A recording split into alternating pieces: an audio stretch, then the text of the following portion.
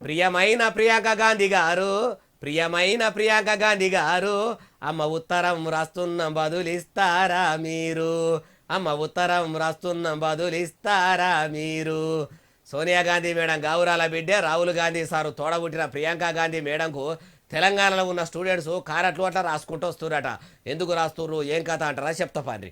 అగో చూసిర్రా, ఎగ్జామ్ సెంటర్లో అందరూ సాలుపూత కూర్చొని చక్కగా పరీక్షలు రాస్తున్నట్టు ఎంత సీరియస్గా కరెక్ట్ రాస్తుర్రో అవన్నీ కూడా ప్రియాంక గాంధీ మేడానికి పోస్ట్ చేస్తారంట.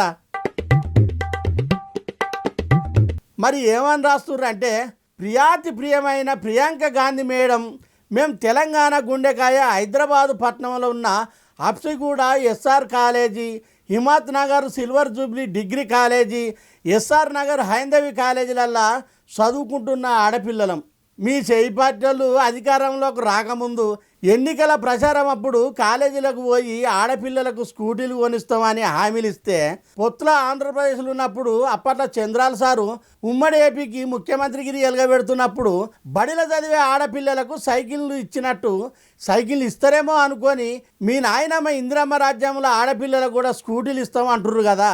ఇస్తారేమో అనుకొని ఆశపడి మీ చేయి పార్టీకి ఓట్లేస్తే మా ఆశల మీద లీటర్ల కొద్ది పిట్టలు గుమ్మరిచ్చి మంట పెట్టినట్టు చేసిండ్రని వాళ్ళు చెప్పుకుంటారు.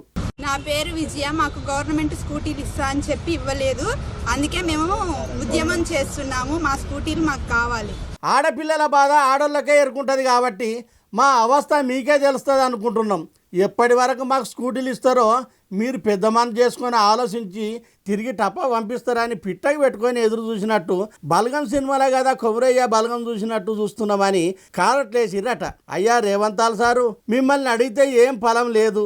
రిమోట్ మొత్తం ఢిల్లీ అధిష్టానం చేతిలో ఉంది. సోనియా గాంధీ మేడం, ప్రియాంక గాంధీ మేడం చేతుల్లోనే ఉన్నట్టు ఆఖరికి కాలేజ్ స్టూడెంట్స్ కూడా తెలిసిపోయినట్టు అయింది. ఈ మాత్రం దానికి ఇక మీకు ముఖ్యమంత్రి పదవి ఎందుకు? ఉత్త సంచి కాడ కావాలన్నట్టే మీరు కూడా ఉన్నట్టు అంటుర్రు ఈ ముచ్చటిన్నోళ్ళు.